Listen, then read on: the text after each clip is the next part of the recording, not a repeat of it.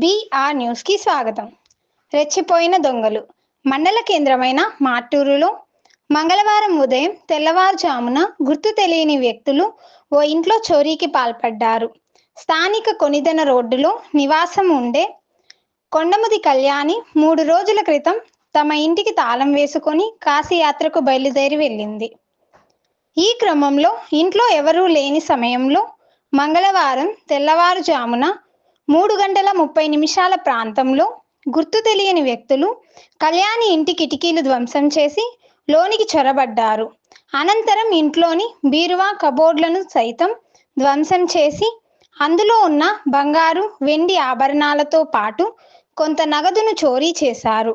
మంగళవారం ఉదయం చోరీ విషయాన్ని గమనించిన సమీప బంధువులు కాశీయాత్రలో ఉన్న కళ్యాణికి, పోలీసులకు సమాచారం అందించారు.